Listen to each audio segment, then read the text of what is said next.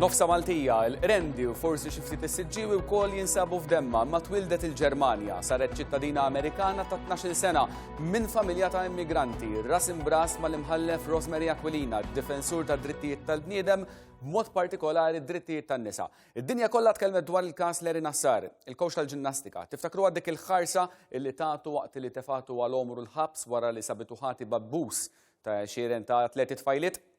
Ras imbras.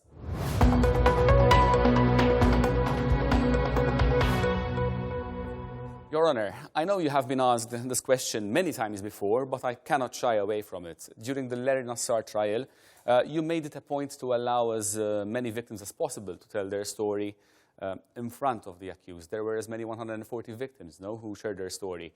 Why was it necessary?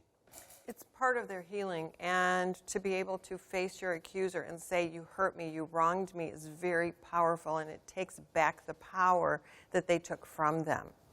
But you certainly didn't mince your words in addressing the accused. It is my honor and privilege, you said, I quote you, to sentence you. You do not deserve to walk outside the prison ever again. I just signed your death warrant. Were you playing for the cameras? I never do that. Come watch me anytime. I am a spokesperson for the community that elected me, and I wanted the sister survivors. There were 169 who testified in front of me, 156 sister survivors. And ultimately, there's now 505 who've come forward. They needed to know they were safe, and he was never going to be out.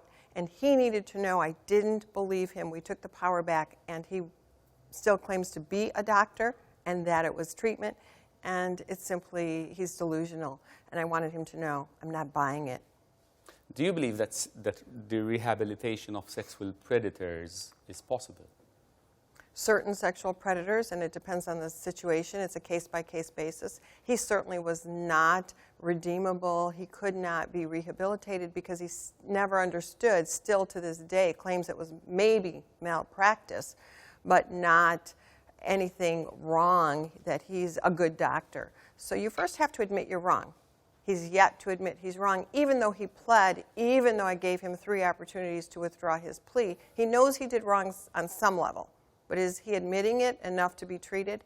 No, he remains a danger to all.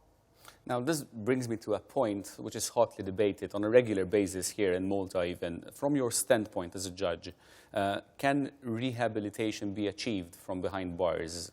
Is jail the solution?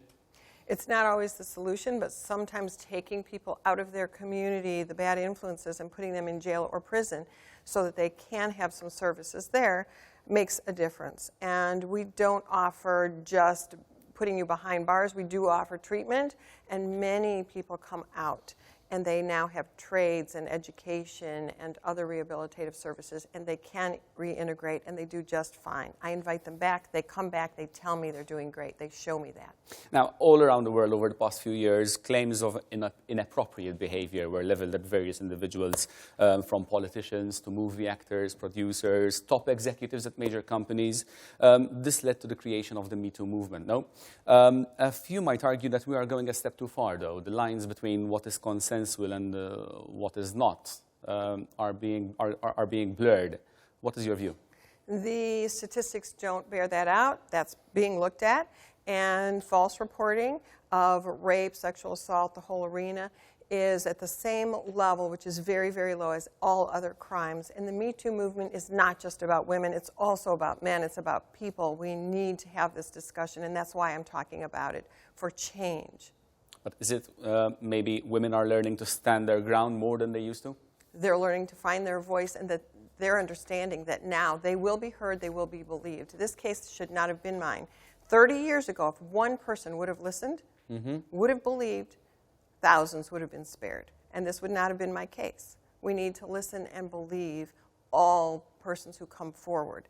And that's really about the movement. Me Too is listen, believe, help. What's your take on women's rights in Malta? We have a long way to go in Malta, just like everywhere else. Okay, but over the past century, women have made great strides forward. In most countries, from the right to vote to the right to work, let's face it, they still lag behind men. What is the reason? Is it a cultural reason? Is it the system that keeps holding women back? Maybe it could be the women themselves. In part, it's culture. In part, it is because we bear children, even in the United States. Even for doctors working the same job in the same hospital, there can be a pay disparity of $30,000 to $110,000 simply because they have children, and the thought is you work less because you go home. And that is not, in fact, true. We have to get rid of the myths all over the world so that women have equality and equity and an equal voice. You have been described as a strong supporter of human rights. Now, abortion is a highly divisive issue in the United States, and it has been placed on the agenda here in Malta as well by the pro-choice movement. And, of course, Malta being Catholic, the pro-life camp is very strong. What is your stand on abortion? As a judge, I have to follow the law, and that is the bottom line for me, however, regardless of what my position is. But as to my position, which is what you're asking about, is I'm Catholic too. But I do believe that every woman has to make their own choice, and whether or not you get pregnant because you want to get pregnant is, again, a choice. Men have impregnated women to keep them underfoot. There's rape. There's all sorts of reasons that a woman can choose not to have a child, and it needs to be their choice. In fact, sometimes women have children that they don't want because a man says, no, this is what you must do. It has to be a woman's choice. That is an issue between the woman and God. It is not man's issue. But the pro-life movement would tell you the fetus himself, he doesn't have a choice. That is true. However, I'm not advocating for abortion or not. I'm advocating for choice. And also, I do not believe in any late abortions. It would have to be early. If a child is viable, it is a child. And we need to respect that child's right. But we're talking about an early abortion through various circumstances, and it has to be a woman's choice. Have you ever entertained the idea of entering politics? I've been asked, and maybe in a later career. Right now I'm on a different mission, and if my voice becomes too loud for the judiciary in America, I do have limitations, then maybe I will do just that.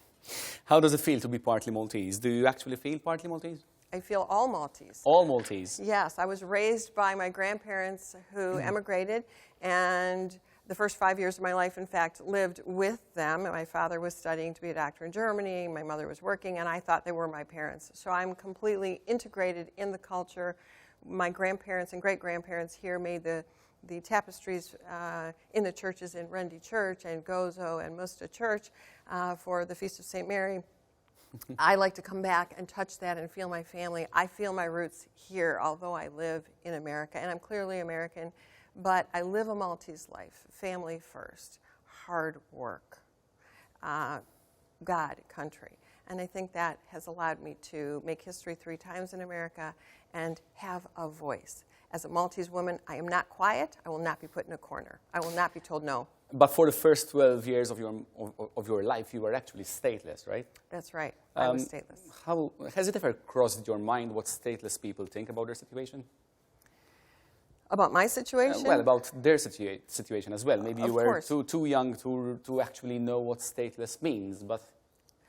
It was important for me because my grandparents always said America is a great place. It was important for me to have a country, but I always was Maltese, and eventually my father made sure that we all have our Maltese citizenship passport, all of that, because of our connection. But yes, I think in our country, when you come stateless or without any country for whatever reason, it's a problem, and it's in jeopardy right now, which is sad.